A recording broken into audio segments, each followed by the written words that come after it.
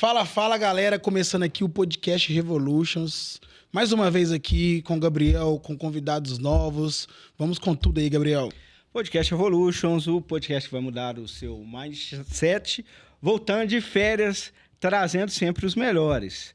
Hoje aqui contamos com uma presença inusitada, tem um tempinho que a gente está querendo marcar essa agenda. Ele que é tido como o Dave Grohl brasileiro.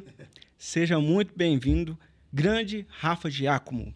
Um prazer estar aqui. Realmente foi, né? A gente custou a casar essa agenda, ainda bem que deu certo, mesmo na correria, mas deu certo e vamos lá, bom demais. Bacana. Como que foi o seu início na música aí? Você começou na bateria também? Então, meu pai, ele é muito fã de música, assim, né? Bem pro lado do rock and roll.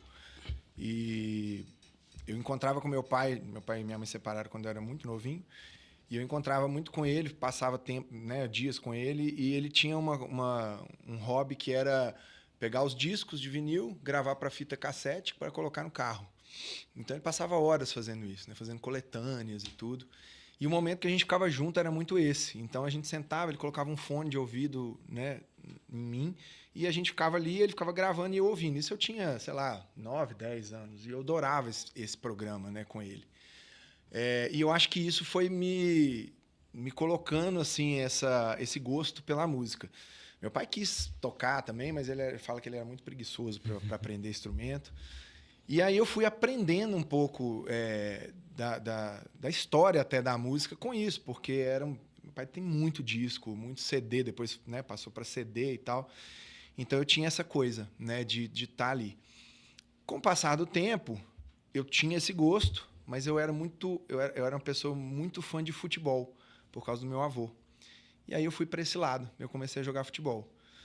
No meio desse caminho, eu tive uma fratura no braço, eu estava quase, assim, lá no pré-mirim, né, com 13, 14 anos, eu já estava para ir ingressar nessa carreira de jogador de futebol.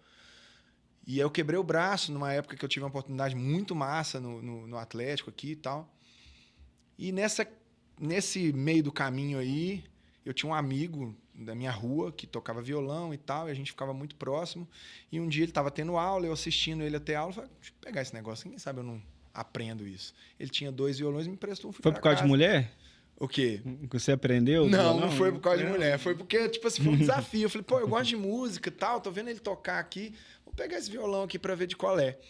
E aí comecei a tocar em casa, assim, pegar revistinha de violão, né, e tal, e a gente começou a tocar, eu e esse amigo meu, formamos banda na rua, e aí foi meio esse que foi o meu caminho inicial. Só que quando eu vi que eu tava pegando, que tava funcionando, eu já fiquei com aquela, pô, eu quero ter uma banda e tal, aí começou a misturar ali o futebol com a música foi ficando, o futebol foi ficando. Não, bacana. Como surgiu a ideia de criar a Foo Factor, que é a banda cover do Brasil aí?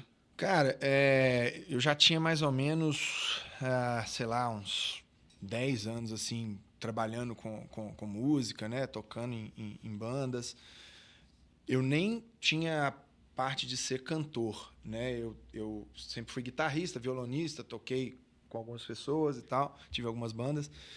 E uma época que eu estava com o baterista da época que formou a banda comigo, a gente dava aula numa escola de música, e a gente descobriu que a gente tinha esse gosto em comum, e era fã de Foo Fighters. E eu tava um tempo sem ter banda de rock, eu tava com uma banda de samba rock, tipo uns 2, 3 anos. É mesmo? Samba rock? Eu tava numa banda de samba rock. Era tipo o quê? Sambô? Não, era um lance assim, a gente fazia, era guitarra, baixo, batera, e a minha ex-namorada da época, ex-namorada, que cantava e tocava pandeiro. Então a gente fazia coisas do Jorge Benjor, Gilberto Gil, entendi. Sacou? Tudo em guitarra, baixo, batera. Sim, saca? Legal. E a gente pegou uma época aí samba que tinha coisa do Samba Bate Outra Vez, que era um evento que tinha aí, a gente tocava e tal. Então eu tava muito nessa... E eu tava com saudade de tocar rock and roll. E aí na escola, a gente batendo papo, vamos fazer um negócio, vamos tal. A gente ficava na escola, nos intervalos de aula, a gente ficava fazendo esse projeto, assim, que acabou se tornando a Foo Fighters Cover, né? E aí foi meio por isso, uma paixão em comum, a gente foi descobrindo. Aí, pelo fato da aparência, esse batera falou assim, Rafa, você vai cantar, se vira, dá um jeito, aprende, que você vai ter que cantar, porque não tem como chamar outra pessoa para cantar, porque isso aí vai ser uma parada legal do projeto. E aí foi nisso, tem 14 anos isso. 14 anos. E o que mais te atraiu para fazer esse projeto de Foo Fighters cover? Eu vou fazer cover do Foo Fighters. Sim. Cara, eu acho que foi muito isso. Foi um gosto em comum que a gente descobriu. Eu sou fã do Dave Grohl desde essa época que eu tô te contando aí do meu pai, né? Que eu já escutava já e tudo. Porque eu comecei escutando Nirvana. Então, uma das coisas que me chamava mais atenção nesses encontros aí com meu pai era o Nirvana. Eu gostava quando ele colocava o Nirvana. Eu tinha uma atenção especial àquilo ali. Era Nirvana, Rush e Led Zeppelin. Eram as 3 coisas que me chamavam muito atenção nessa época de moleque. E quando a gente descobriu essa coisa em comum, eu e esse amigo meu, Juninho, a gente falou, pô, vamos no Foo Fighters. Vamos ver de qual é? Vai ser massa isso. Vai ser um som massa. E aí deu certo, assim, da gente começar a fazer. Na época, até teve um período, assim, da banda começar a fazer shows mesmo. A gente fez um show e teve uma pausa. Porque na época eu tava tocando guitarra com um cara que era cover de Michael Jackson. E aí a gente tava começando a fazer um projeto e tal. Esse projeto acabou sendo interrompido e tudo. Mas a gente tava muito focado nisso, que era um cara que ficou meio famoso aí até pai do Michael Jackson conheceu ele, levou ele lá na casa do Michael Jackson. Então era um negócio legal pra caramba. E aí depois o negócio engrenou, assim, a gente começou a fazer mais o Foo Fighters e aí foi caminhando. Aí foi. E qual que é o seu top 5 bandas de rock? Poxa vida. Ó, é porque hoje em dia eu sou um cara que escuto muito coisa nova, né? Assim, e coisas às vezes Isso que... vai ser aquele depois, Gabriel, mas pode ser mas vamos colocar, assim, desses tradicionais aí, eu colocaria, assim, né? Da minha vida, né? Eu colocaria Nirvana, Foo Fighters, Rush, Led Zeppelin e Silverchair. Seriam as bandas... Silverchair. São as 5 bandas que eu acho que talvez eu tenha mais ouvido na minha vida. É um Nirvana mais novo, né? O Silverchair. O Silverchair foi o primeiro pós-grunge, né? Foi o primeiro pós-grunge que apareceu foi o Silverchair. A primeira música que estourou deles foi Anna Song? Acho que a primeira que estourou mesmo, eu acho que foi. Mas assim, eles já tinham um disco antes, assim, que nos Estados Unidos já rolava. Mas no Brasil, eu acho que foi Anna Song e Mr. Love, né? Que foi as mais românticas, assim, né? Sim. Aqui, e você respira o cara mesmo ou é só na aparência e... Cara, então... Eu sou muito fã dele mesmo, assim, né? Desde quando eu comecei a tocar e tal. Tanto que a minha vontade era tocar bateria, assim. Ele me chamou a atenção no Nirvana com o esquema da batera. E eu acho que no decorrer da minha vida musical, o Dave Grohl sempre foi uma referência muito forte, assim. Porque ele é um grande músico, né? É um grande produtor musical mesmo, assim. Ele é um cara que é agregador também pra caramba. Ele tá sempre com... Ele já participou de vários discos, de várias bandas que a gente nem sabe, né, e tal. É um cara que tá muito no meio. Então, ele é um cara que me inspira, assim, no geral, né?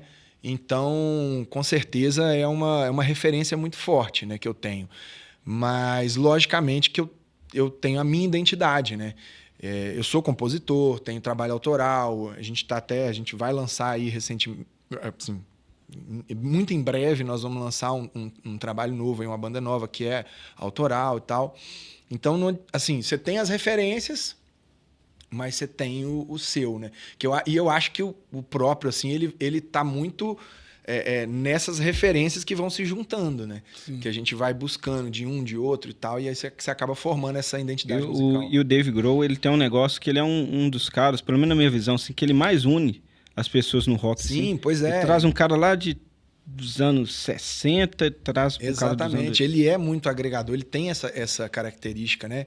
E aí você vai ver a admiração de vários artistas em várias áreas da música, né? Em vários estilos, a admiração que eles têm pelo Dave Grohl. Você vê em entrevistas, o Pharrell, que é um cara super produtor, né? Trabalhou com Daft Punk e tal.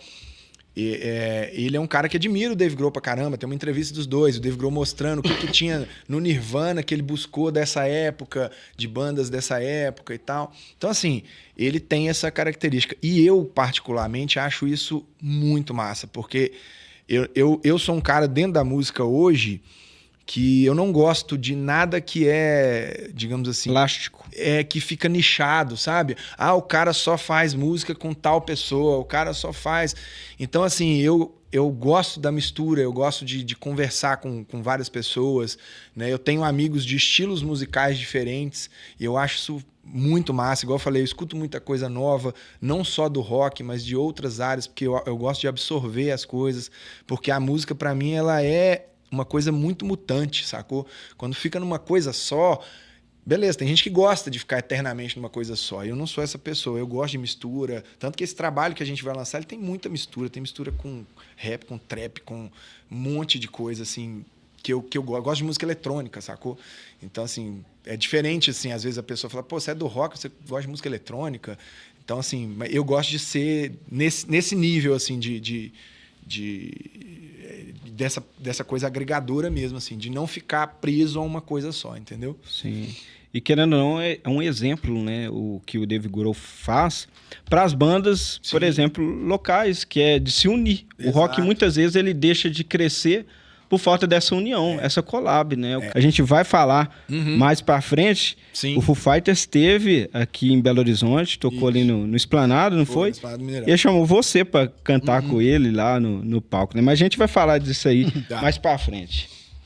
Ô, Rafa, quem são os integrantes e como que vocês se encontraram? Atualmente, a banda tá com o Mike, né, na batera, que já esteve aqui, o Mike Faria, o Matheus Lima no baixo, o Joso Figueiredo na guitarra e eu. O Joso já tá há um bom tempo com a gente, já talvez aí em 12 anos. A banda teve, acho que talvez a 4ª formação da banda, né? No caminho a galera às vezes tem que focar em outras coisas e tal, e a gente começa a ter agenda e não bate, né?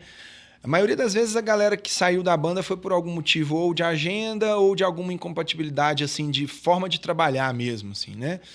Acontece, é normal, igual a gente estava falando aqui no bastidor, né? Sobre tretas e tal.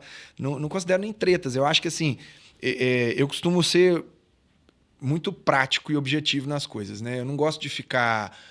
principalmente esses relacionamentos assim que você tá o tempo todo com as pessoas, né?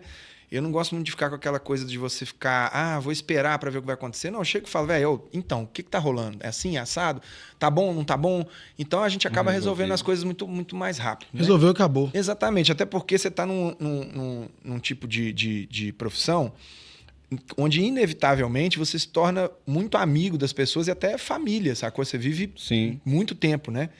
Então, assim, muitas vezes, para não perder a amizade, é melhor você enxergar que não está tendo uma compatibilidade profissional e encerrar a parte profissional para você continuar amigo da pessoa. Fazer outra coisa. E não perder a amizade. Porque a amizade vai firmar sempre. Às vezes o profissional não vai continuar. Então, em alguns momentos, foi isso que aconteceu. Mas hoje a gente está com uma formação de banda assim, que eu considero assim, muito massa de trabalhar, tanto musicalmente quanto essa parte também de pessoal, assim, né? Galera, muito gente fina. Vocês estiveram aqui com o Mike. O Mike é peça raríssima. Conversa, né? E é legal demais. Ô, Rafa, e qual música do... Valendo. Ô, Rafa, e qual música do Foo Fighters não pode faltar no show da banda? Pra mim ou pra galera? Pra você e pra galera. Pra mim, Pretender, que é a música que eu mais gosto do Foo Fighters. Mas acho que pra galera não pode faltar Best of You. Se não toca Best of You, a galera vai ficar nervosa. Sai decepcionada. E a banda surgiu, assim, por necessidade ou por causa de estratégia de mercado? Como que foi? Cara, quando surgiu foi muito por isso que eu falei. Assim, eu tava muito tempo sem tocar numa banda de rock, né? Então foi muito pela vontade de voltar a fazer rock and roll, saca? A gente foi enxergando o mercado no decorrer do processo. Eu não consigo muito separar o trabalho do trabalho, né? Digamos assim. Eu não consigo fazer música somente por hobby. Né? Eu decidi na minha vida que a música seria meu trabalho. Então, assim, toda vez que eu pego um projeto para fazer, ele é um projeto profissional e ele tem o peso da coisa profissional. Então eu não vou pegar um projeto para fazer e não vou analisar se ele é interessante para o mercado, como que o mercado funciona, de que forma que eu tenho que atuar, de que jeito que eu tenho que lidar com aquilo, né? Se for para fazer nesse âmbito, tem que ser uma coisa que eu falar assim, não, então beleza, então vamos fazer um negócio para diversão total. Dificilmente eu vou estar nesse projeto aí, porque a música, para mim, ela é diversão. Você tem que se sentir bem ali. Trabalho. Eu não tenho, na verdade, não tenho tempo para fazer nada que seja só por diversão dentro da música, entendeu? Não dá também, né? E você acredita que fazer cover é mais lucrativo do que a música autoral? Não. Eu acho que o cover, ele chega mais rápido nas pessoas. Mas quando você chega com o autoral, aí você cria uma carreira, né? Então, você cria muito mais lucro do que com o cover. O cover você não vai muito longe, né? A não ser, assim, grandes espetáculos, né? Se a galera começa a enxergar isso como um mercado de espetáculos, aí eu acho que você pode caminhar para um negócio um pouquinho... que dure mais tempo. Uma superprodução. Exato. Você tem aí bandas que fazem Queen pelo mundo, você tem o ABBA, né? Que tem uma banda que faz ABBA pelo mundo. Bee Gees, né? Sim. E quando você cai para esse caminho, né, de se transformar em superproduções e tal, aí eu acho que é um outro caminho que você percorre. O cover em si, no mercado, ele tem uma limitação, né? Você não vai muito longe com isso. Então, assim, ele tem uma certa lucratividade? Tem. Mas falar que o cover é mais lucrativo que o autoral, eu não apostaria. Porque se o autoral funcionar, aí ele vai ter muito mais lucro do que o cover. Sim, com certeza. Ele é mais difícil de funcionar, porque, né? Porque não adianta, cara. Essa coisa o cover talvez é um caminho para abrir possibilidades, abrir contatos, network e também um trabalho, né, mais que você vai ter consistência de agenda. E tem gente que não compõe, começo. Tem gente que tem o mercado do cover como uma coisa única, e tudo bem, não é um problema. É porque eu acho que existe uma separação errada das expressões, eu acho, entre cover e autoral. Eu acho que a galera interpreta isso de uma forma um pouco errada. Cover e autoral, tudo é música. Só que o autoral, ele é a música inicialmente desconhecida. A partir do momento que ele se torna conhecido... Criou raiz. Aí é a mesma coisa, entendeu? Aí não tem diferença, porque o cover já é uma música autoral que já é conhecida. Uhum. Então o cara vai lá e reproduz isso aí e a chance dele encaixar no mercado é mais fácil. Mesmo assim, tem muita gente que faz cover desconhecido e aí não vai adiantar nada. Aí é difícil. Porque não vai ter um espaço no mercado, certo? Você vai fazer um tem cover... alguns casos que você vai fazer um cover que ninguém conhece. É a mesma coisa que fazer autoral. Tem que né? ser verdade, você vai ter um nicho, concordo. a não ser que você encontre seu nicho. 100%. Você vai ter que encontrar um nicho ali para poder vender esse trabalho. Sim. Agora, o autoral tem um processo. E aí eu acho que é onde a galera do autoral às vezes peca muito. Porque a galera do autoral, ela quer o seguinte, e aí o discurso antigo, né? Eu quero que tenha espaço para autoral. Beleza. Só que ninguém abre casa de show, ou tá aqui o Lucélio para não deixar mentir sozinho. Ninguém vai abrir casa de show simplesmente por bondade às pessoas. Lógico que a gente tem, e o próprio Lucélio aqui é um exemplo disso, a gente tem pessoas que abrem mais esse espaço. E para mim são pessoas até mais guerreiras nesse sentido. Mas é muito difícil, cara. Você imaginar que você vai abrir uma casa com uma estrutura gigantesca... Fica gastando dinheiro só para ajudar. Gastar dinheiro para poder colocar, porque você tem um trabalho autoral, eu vou te dar uma chance, uma oportunidade? Não. Então não é esse o sentido. A galera precisa pensar na oferta e demanda. A vida é de jeito você é compositor? Beleza. Então o que você tem que fazer para que você possa vender shows? A sua música tem que ficar conhecida.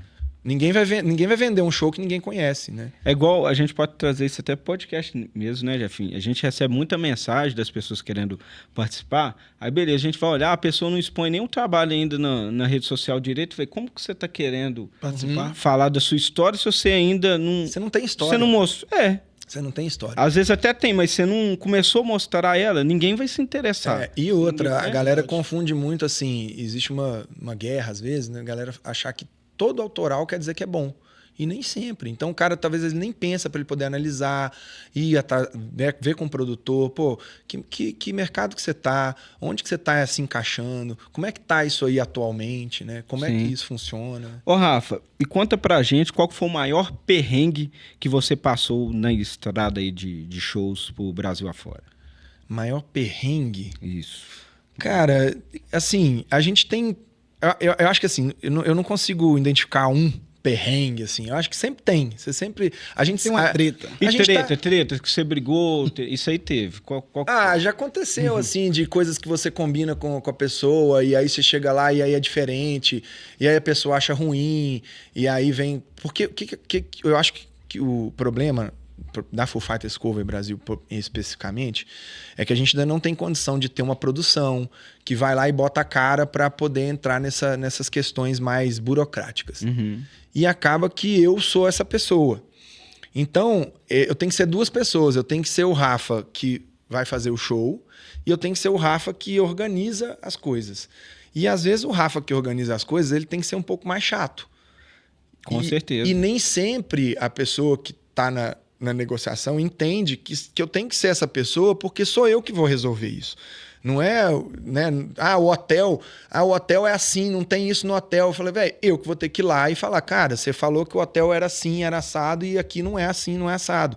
Esse é um trabalho de produção. E normalmente o produtor é o chato. E acaba que eu fico com essa... Você faz tudo. Com essa função. Então, assim, acontecem questões, mas que a gente acaba resolvendo, né? E não dá problema. Mas eu acho que o perrengue que a gente passa, e aí os meninos da banda vão concordar muito comigo, sempre tem a ver com som. É maior. Isso aí é fato, né? Porque a gente vai longe, a gente fala, tem que levar isso, tem que levar aquilo. Chega lá, você olha, puta merda. O cara fala, tem um amplificador tal. Exatamente. Microfone. Tem até uns memes, né? Ó, o que tem quando você chega no lugar? Eu acho que talvez seja os perrengues, assim, mas assim, no fim das contas a gente já tá acostumado, o horário de passagem de som, essas Já coisas. passou muita raiva, né? A gente já fez muito show sem dormir, porque aí o horário era X, e a galera esquece que você tem que dormir, que você tem que comer. Mas é normal, faz parte. Você já passou raiva com algum fã? Tipo assim, o cara é fã pra caramba da Foo Fighters Cover Brasil. Aí ele chegou e falou assim, pô, mas vocês não estão tocando a música igual como é a original, não? Já passou? Não, acho que isso acontece mais no metal. A galera do metal é que sofre com isso. Que é certinho. A galera do metal é mais exigente nesse ponto. A galera dessa área não tem muito isso, não. A galera repara, às vezes, alguma coisa. Fala assim, pô, você mascava os chicletes igual o Dave Grohl. Cadê os chicletes? Pô, comportamento, né? A galera fica focada no comportamento. O jeito de andar, o cara não anda igual ele. Pô, tem cara que é fissurado com fã. Mas é isso mesmo. Eu já vi muito isso. Fã reclamar que o cara fez o solo errado. Não é como o cara só fez diferente. O metal tem o cara errou o solo. O cara não errou, ele só quis fazer por isso que eu acho difícil, Gabriel. Os caras é cover, velho. Os caras tentam fazer o máximo próximo possível. A gente busca muito isso, assim. Mas aí é um perfeccionismo muito nosso, mas lógico, isso resulta no trabalho. Som, timbre... Ô, Rafa, você acha que faz diferença para um cover, assim, principalmente o frontman ali, ele ser parecido com o frontman da banda original? Eu acho que não é essencial, mas que faz diferença, faz porque a pessoa... O mundo hoje é muito visual, cara. Muito visual. Então, assim... É igual, por exemplo, tem um momento do show que eu vou pra bateria. Eu não sou baterista, cara. Mas a galera sai do show falando, pô, você toca bateria pra caralho. Então, tipo assim, o visual, ele conta demais. Ele conta muito. Então, assim, quando você apresenta uma proposta visual... É a primeira percepção que a pessoa do público tem, é a primeira coisa que mexe com ela, né? Então a chance dela já criar uma conexão é rápido, né? Por isso que eu tô impressionado também. Cara, igual o Mike veio aqui, o Mike é baterista também, mas ele canta também. O próprio integrante original aí da Foo Fighters, ele era baterista do Nirvana. Depois, inclusive, ele foi considerado como... Tava entre os 28 maiores bateristas. Sim. Ele é referência de muito cara, grande. Referência como baterista. Ele é referência. Aí eu nunca vi isso, Gabriel, praticamente. Tipo assim, principalmente na atualidade, o Mike, por exemplo. Bateria e do lado canta pra caramba também. Exato, É legal, o cara durante o show, ele vai mudando ali. Isso chama atenção e cria um pouco de conexão com o fã. Isso é excelente. Tanto que, assim, dos motivos, né, do Mike ter entrado é muito isso também, porque ele consegue fazer o que a gente precisa, né, pra banda, além de toda a vibe dele, energia dele, né? Sim. Rafa, você vê futuro em tentar uma carreira autoral? Você acha que você fazer cover uma hora cansa? Você acha que o Brasil ele valoriza isso? Se tem incentivo? O que você vê nesse cenário?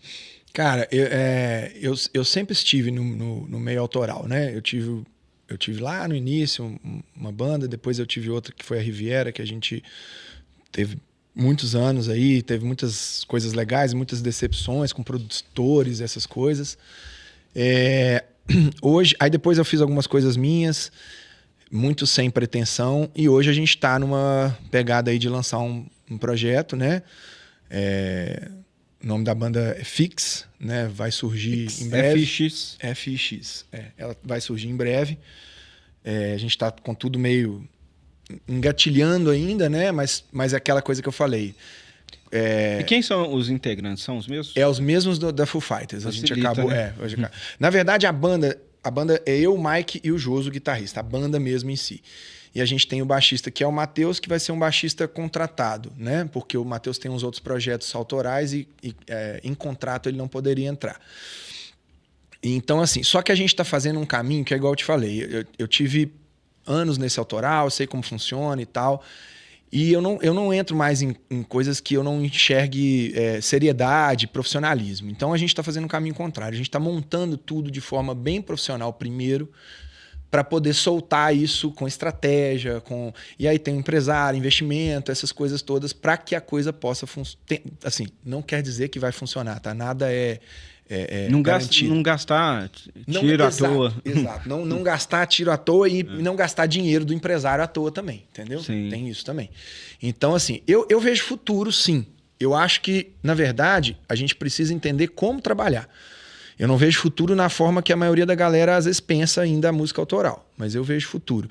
Eu acho que essa questão da valorização também é uma coisa difícil de você pensar, né? O rock, ele tá um pouco fora da mídia, assim, em geral, igual teve uma época, né? Só que mudou tanto também, né? A gente é muita coisa de internet, Instagram e tal. Então, assim, eu não sei se existe uma desvalorização ou uma falta de interesse, talvez. Porque eu acho que tudo que tem interesse financeiro não interessa muito o que é, não, sabe? Se é rock... Vai pra cima, né? Se gerar grana, a galera vai querer comprar. Então, eu não sei se é uma desvalorização ou se é uma falta de interesse ou se é o que você falou no início do papo ali. Que talvez falta um pouco do rock também, dar uma misturada com a galera para ver se a gente consegue ganhar um pouquinho de espaço no coração da galera também, sabe? Eu acho mais inteligente nesse sentido. O Renato tá falando aqui que, por exemplo, o sertanejo ele faz muita collab e isso permite você atingir muito público. Faz com o cara do pagode, não que até porque não tem nada a ver. Mas, por exemplo, faz uma collab ali com o cara do MPB, chama um sertanejo pra cantar rock. Sim, você entendeu? Você não precisa cantar sertanejo. Traz o Gustavo Lima pra cantar um... Acho que rola um preconceito. Rola demais. Eu acho que o público, em geral, o público tá muito diferente também, lógico. Tem um nicho ali que é meio parecido. Mas o público, em geral, ele tá diferente. O público hoje, ele primeiro, ele quer te conhecer. Ele quer se interessar por você. Depois é que ele vai se interessar pela sua música. Então, é difícil isso, porque essa conexão inicial com a galera, ela é complicada de se fazer, né? Então, você tem muito influencer hoje, muita gente que tá famoso porque tem um comportamento que interessa a galera. Sim. Então, talvez a galera da música, do rock em específico, talvez ainda não entendeu tanto isso. Não entendeu. Né? Você imagina só o seguinte, Jefinho. O Rafa, vamos colocar aqui, começou o trabalho autoral dele. Começou a ter muito público, mas ali limitado ali só o público raiz ali do rock. Beleza. Aí chega o Gustavo Lima e fala assim, eu vou fazer uma participação na sua banda. Você acha que a banda dele vai estourar? Vai. Te perguntar, você acha que a banda dele vai estourar? Com a participação do Gustavo Lima? Eu acredito que sim, né? É lógico que vai, cara. Talvez sim. Talvez a galera vai, né? Talvez a galera vai ver, vai interessar por aquilo. Lógico, aí que vem a consistência do trabalho em si. Tem que ver se aquilo ali também vai encantar o público do Gustavo Lima. Aí o público do Gustavo Lima vai escutar a sua banda e vai ver se vai gostar daquilo. Igual eu tô falando, eu acho que não existe nenhum tipo de receita. Mas também não tem como você também ficar preso a tudo que já foi feito, como é. Então, assim, hoje, igual eu tô te falando, para eu estar nesse mundo do autoral de novo, que eu tô retornando a ele, é porque eu enxergo o trabalho, a forma profissional de se fazer. Enxergo estratégia e tudo. Eu vou tentar? Vou. Tô com 42 anos. Não seria o momento para eu poder, digamos assim, fazer qualquer coisa, apostar demais. Mas eu vou tentar porque tem uma consistência. Com consistência, eu animo de fazer. E pensando muito por esse lado. Não só no que eu gosto de fazer, ou na música em si. Pensando numa coisa estratégica. Como um âmbito geral. Isso aqui que eu falo, na moral, o meu pensamento, por exemplo, gravar com o Gustavo Lima, um exemplo, participou. Você vai alcançar outros públicos. Mas falar que o público do sertanejo vai vir pro rock, eu acho que a galera do rock, eles é muito assim... Não é que vai não, mas o público do sertanejo escuta muito rock. Eu acho que você vai... Você acha? Você pode ganhar alguma coisa ali. Com certeza. Eu não acho que todo mundo acho que vai ter, né? Por isso que eu tô falando. Eu acho que aos poucos a galera tá entendendo. E vai ter visibilidade para outros caras que mais novo. Ó, eu trabalho em escola de música, né? Sou diretor de uma escola de música, trabalho com muito adolescente. Uhum. E eu tenho notado que o adolescente hoje, a forma dele lidar com a música é um pouco diferente. Ele tem essa coisa de mistura, sabe? Ele não é igual a gente, que era muito... eu gosto disso, escuto isso e pronto, acabou. Eu sou dessa tribo. Eu vejo a galera escutando rock, escutando Anitta, escutando funk, escutando trap, sabe? E pra eles tá normal, eles não têm essa coisa tipo assim, não, essa música é legal, essa aqui é legal, essa aqui é legal. Então talvez a gente esteja caminhando para um objetivo, assim, né?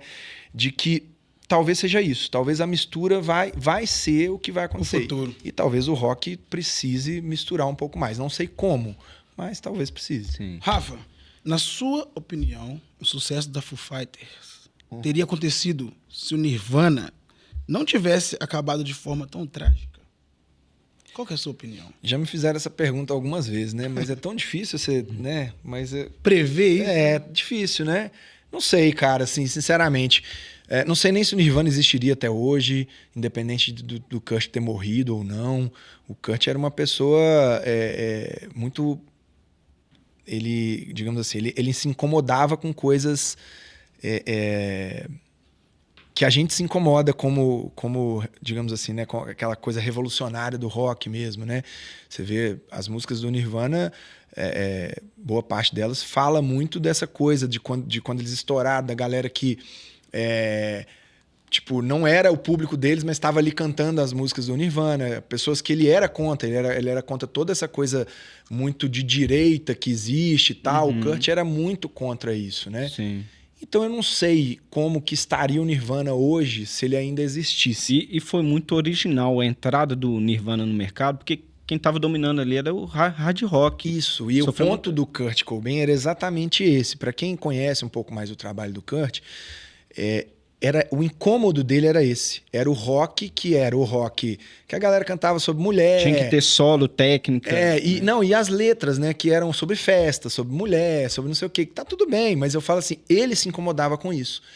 Então ele pensou, cara, nada a ver, o rock é pra gente, né...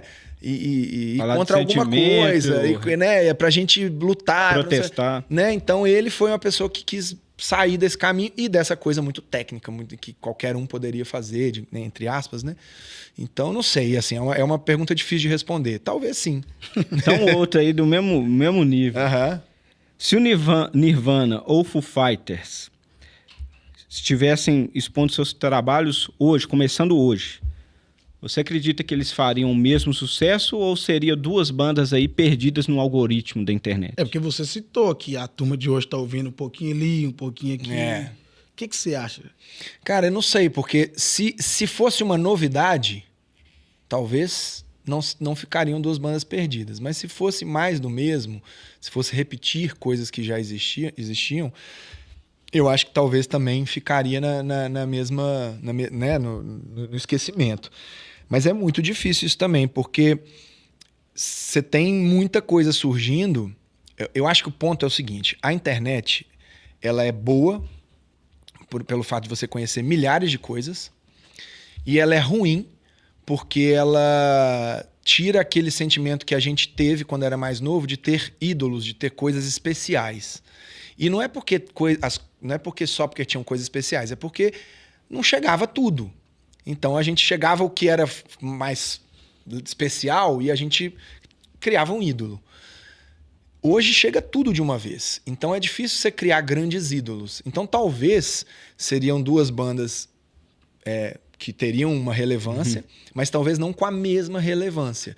Talvez o Nirvana não seria um divisor de águas, porque talvez teriam vários Nirvanas, entendeu? E você acredita que ainda vai aparecer uma banda, vai surgir uma banda que vai ser tão nostálgica daqui a alguns anos, como as bandas aí dos anos 60, 70, 80, você acha que isso aí acabou? É aquelas bandas ali que vão ser sempre a nostalgia da galera do rock. Eu acho que o que acabou é esse sentimento, assim. Porque pelo fato de como as coisas são, do que eu falei agora. A gente tinha... Imagina na época que era só disco, tá? Só vinil. Para aparecer uma banda aqui no Brasil, demorava um tempasso. Aí aparecia, aí um cara te mostrava, você falava assim, caramba, que negócio fenomenal e tal. E você ficava naquilo ali quase 5, 6 meses naquela mesma coisa, sem aparecer outra coisa.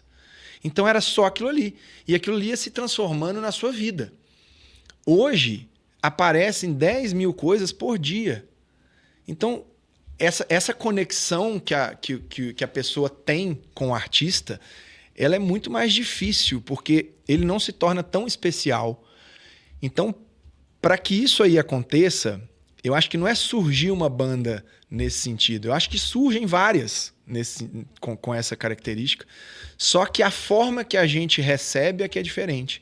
A gente não vai mais receber como uma coisa extraterrestre, entendeu? A gente vai sempre receber como mais uma coisa muito legal, que a gente gosta pra caramba, mas daqui a pouco já surge outro. Você fala, nossa senhora... É muita coisa aparecendo. É muita coisa. Então eu acho que a diferença, ela tá nisso.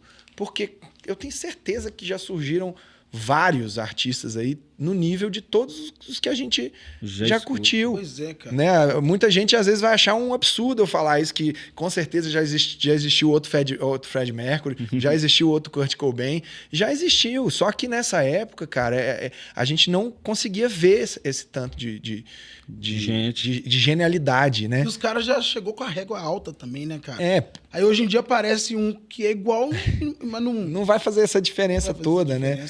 É difícil, eu acho que tem muito isso, assim, né? Porque as pessoas acham que elas discutem as coisas de uma forma mais rasa, né? Tipo assim, vai ter uma coisa igual? Não vai ter uma coisa igual? Aí surge uma banda, essa banda parece o Led Zeppelin. Pô, que horrível, parece o Led Zeppelin. Ué, mas não era legal que aparecesse outro Led Zeppelin? Por que é horrível? Aí você não entende mais o que a pessoa tá discutindo. Tá copiando. Pô, legal pra caramba, tá copiando. Não, eles são a mesma coisa. Talvez tivessem várias outras. Então, assim, não é um problema. Só que aí vira um problema, porque não pode ser igual. Mas aí você vai criar o diferente. O que é o diferente? Aí o cara do rock fala assim, nossa, mas isso é diferente demais, misturou, não sei o que, isso não é rock.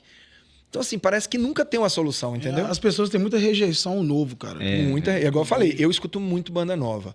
Outro dia um cara me perguntou, falou assim, Rafa, existe banda nova de rock? Eu falei, existe, eu listo pra você umas 30, que eu gosto pra caramba, que eu escuto pra caramba. Mas aí você bota pro cara ouvir e fala, mas isso não é rock. Eu falo, acho que é aqui, tá aqui, é rock and roll. Mas tem muito mais coisa eletrônica. Eu falei, mas é rock. Verdade. Não tem que ser do mesmo jeito que era antes, né? Ô, Rafa, você acha que o Dave Grohl teria saído da bateria do Nirvana para virar frontman do Foo Fighters se não tivesse acontecido? Acho.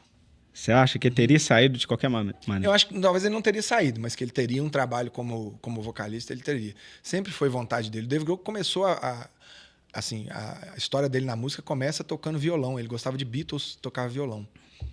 Eu acho que era uma vontade que ele tinha. Ele ia externar isso de qualquer maneira. Eu acho que ele ia. Em algum momento, acho que ia acontecer. Muita gente idolatra o Nirvana, né? Como uma das maiores bandas aí do ramo na época. Você acha que isso é fato? Ou depois da morte do Kurt, né? Eu acho que o Nirvana foi igual eu falei, foi um divisor, assim, né? Como várias outras foram, né? Não tem como. É uma banda conhecida no mundo inteiro, né?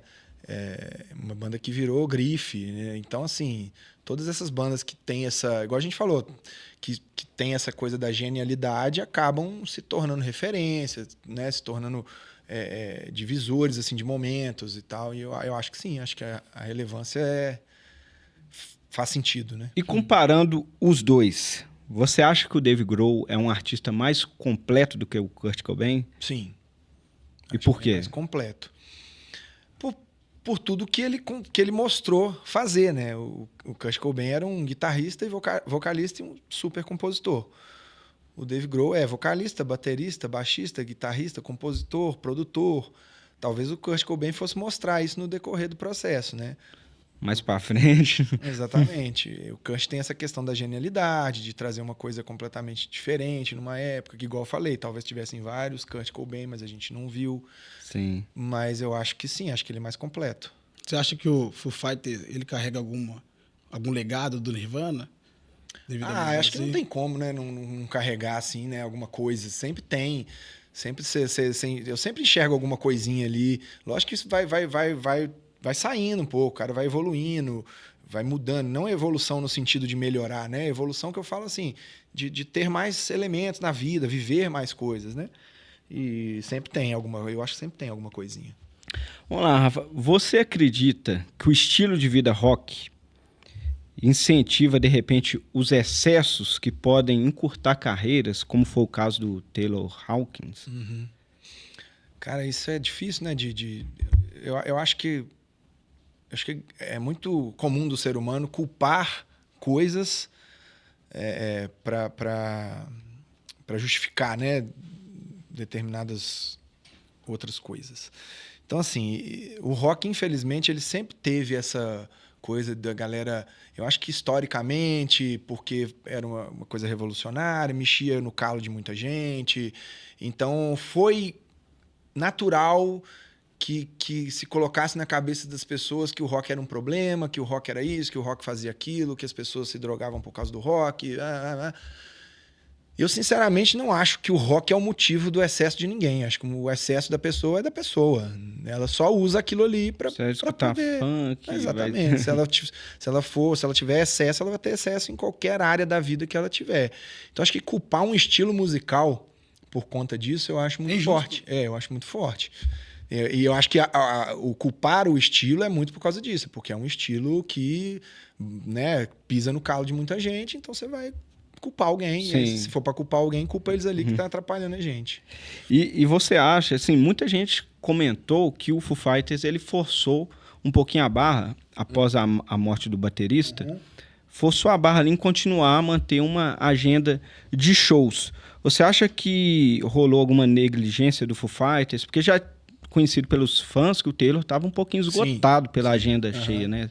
Eu acho que teve a coisa da pandemia, eles ficaram um tempo sem fazer show e aí tinha que retomar, né? Talvez a falta do preparo para os shows, acho que foi uma junção de coisas ali, né? A gente não sabe, ninguém sabe exatamente o que aconteceu. Cara, eu acho que não, acho que, você falar que porque a banda tinha muitos shows, sabe, se o cara não tá aguentando, ele vira e fala, cara, eu não aguento, e sai fora. Não tem que culpar ninguém, né? Eu acho que culpar você tá numa empresa, certo? O Foo Fighters é uma empresa. Os caras estão ali para fazer o quê? Para poder fazer a empresa funcionar. Aí você vai falar assim, o cara me fez trabalhar demais. Cara, se você tá trabalhando demais, você tem que saber que você tá trabalhando demais e pede para sair, né? Eu acho que é por aí. Sim. Inclusive, esse show, que seria o último da turnê da América do Sul, não lembro se foi Lollapalooza. O Lollapalooza daqui era. O próximo show era... Eu tava lá, cara. Aí o show foi cancelado, era a principal atração do dia, e eles passaram o telão. Eu tava lá também. Isso. Top. Tá passando rápido, tem as horas, hein? Estamos chegando... Tá passando, cara. O Rafa, a energia dele ali parecia com a do Mike também. Você deixa conversando com ele. Por isso que a gente dá certo. Vocês se dão muito bem, né? Por isso que a gente dá certo. A hiperatividade. Eu sou mais calmo, mas ele é mais... E se fosse você no lugar dos caras? Você tá lá com a Foo Fighters cover, com a agenda lotada e o Mike morre. Isso é verdade, comparação legal. Pô. Você ia continuar e falou, gente, vamos fazer alguns meses de luta aqui? Cara, eu ia continuar, porque eu acho que assim, eu acho que eu iria querer que continuasse. Seria tão legado pro cara, né? Pô, eu acho que faz parte, né? É lógico que também se você optar por parar é super digno, mas eu não vejo nenhum problema em você continuar a história do que tá rolando. Não é nenhum desrespeito ao cara que morreu a banda continuar, como não é também um excesso de respeito a banda parar. Eu acho que não tem nenhum problema. Agora, os fãs não entendem isso, né? Tem muito fã que não entende. Que acha que tem que acabar e tal. Mas é coisa de fã, né? Fã pode tudo. Pode pensar o que ele quiser, pode falar o que ele quiser, tá no direito dele. Ô, Rafa, o rock ainda é sinônimo de rebeldia ou virou coisa de tiozão nostálgico? Nossa. O mundo não tem muito mais... O mundo não tem muito mais rebeldia, né? Acabou, né? O mundo em geral, tá fresco. O mundo tá muito conformado, eu acho, né? O mundo tá muito conformado, o mundo tá sem rebeldia, acho que não é só o rock, não. Cara, eu acho que assim, eu acho que por um comportamento geral mesmo, assim, o rock tá muito menos, né? Você tem muito menos bandas que tocam na ferida e tudo. Eu não sei se as gerações... hoje também não estão, sei lá, às vezes quando chega também com a rebeldia, chega com uma rebeldia que você fala assim, mas falta de consistência no que você está propondo também, né? Então, assim, fica uma coisa daquele rebelde sem causa mesmo, sabe? Rebelde por ser rebelde. Então, acho que talvez esteja refletindo um pouco no rock e talvez também por uma questão de mercado também. Acho que está ficando cada vez mais difícil você emplacar coisas que pisem no calo das pessoas, né? Então, quantas vezes eu já assinei vários contratos de show onde tava lá, eu não tinha isso antigamente, mas a cláusula tava lá, proibido falar de política, proibido falar assuntos proibidos, não sei o quê, não sei o quê, não sei o quê. Tudo bem, eu entendo, faz parte do cara também não querer perder ali a coisa do evento dele, tá tudo certo. Mas é diferente né? Antigamente. Do passado, os caras falavam abertamente. E não tinha cláusulas, né, pra isso, né? Uhum. Então, assim... E outra coisa, acho que a galera também tá... Quando acontece... cansada também. E quando acontece isso, aí a gente tá num mundo muito polarizado, e aí fica uma coisa de tipo... igual aconteceu recentemente com o Ira. Eu vi. Né? Aí você fala, aí vira um negócio, pô... Cara, aí você fica assim, poxa, gente, é sua opinião. Você pode continuar assistindo o cara, a sua opinião é diferente dele. É difícil separar a arte do artista, muitas vezes. Também, o cara tem a opinião dele, ele às tem vezes, um microfone. Por exemplo, assim, às vezes tocou uma ferida sua, você deixa de curtir o cara. Já era. Tudo bem também, se você seguidor. quiser. Tudo bem você querer deixar de seguir, né? Não faz parte. Mas aí fica essa coisa, né? Até que ponto, né? Então, beleza. Então, hoje é só música mesmo. Aí, beleza. Aí você tem o quê? 4, 5 datas do System of a Down lotados. Será que todo mundo sabe o que é o System of a Down? Uhum. Então, é difícil, né? Eu acho que é uma questão complicada, assim. Mas eu acho que isso tem muito mais a ver com a sociedade do que com a música. Isso é a sociedade. Sim. Eu acho que isso diz muito mais sobre como está a sociedade do que como está a música, né? Sim. É a forma que a galera encara. Jefinho, você vai fazer o esse aquele? Vai. Tá aqui, ó. Chama aí, faz aí. Você quer fazer? Pode fazer você. Você quiser, eu não vou entender essa letra sua nunca.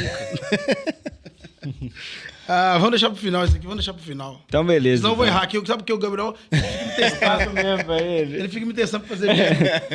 Pô, mas você que fez, cara. Você que fez, cara.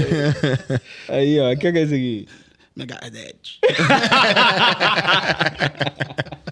Muito bom, muito bom. É isso aí. Rafa, muito obrigado, meu irmão. Muito obrigado, tá? Valeu. Galera, Podcast Revolutions, mudança de mentalidade. Valeu por acompanhar. Jefinho. Valeu, turma. Tamo junto. Mudança de mentalidade, Podcast Revolutions. Rafa, deixa uma mensagem naquela câmera ali pra finalizar, para quem acompanha seu trabalho.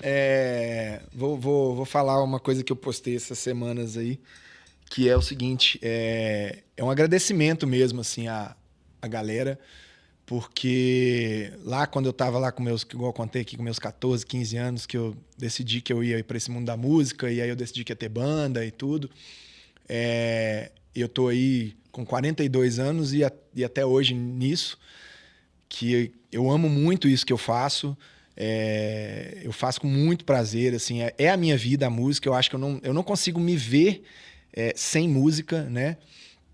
E o grande responsável por isso acontecer é a galera que tá lá embaixo, sacou? Não existe show sem a galera. Então, eu falei essa semana no meu Instagram que se eu tivesse a oportunidade de abraçar cada pessoa que já esteve presente num show meu, que eu faria isso, porque eu não tenho, assim, não tem como agradecer, sabe, as pessoas. A gente sabe a relação que a gente sabe tudo que a gente passa, toda a correria, e ainda mais igual eu falei, eu fico com essa parte de produção, é pesada e tudo, mas no final das contas, assim, a gente chega, igual a gente teve um fim de semana pesado de viagem, volta, vai, toca aqui, toca lá, e a gente deita assim, a gente fala, pô, nada disso aconteceria se não tivesse a galera ali curtindo, pirando, gostando ou não gostando, independente, sabe? Mas que tá ali para fazer isso acontecer. E principalmente no rock, que eu acho que, mais uma vez, o Lucélio aqui tá não deixar mentir. A gente sempre tá trabalhando com aquela esperança da casa lotada, que a gente quer ver todo mundo ali, porque a gente sabe que aquilo ali é o que vai sustentar o nosso trabalho por muitos anos, né? E não é só pela questão financeira, logicamente que a questão financeira é o que faz sustentar isso, mas é que isso que possa ir passando de geração para geração. Então o recado que eu tenho assim é de agradecimento mesmo a toda a galera que frequenta o rock and roll, que está nos shows, e um abraço para todo mundo. Valeu, Top. galera. Podcast Revolutions. Tamo junto, mudança de mentalidade.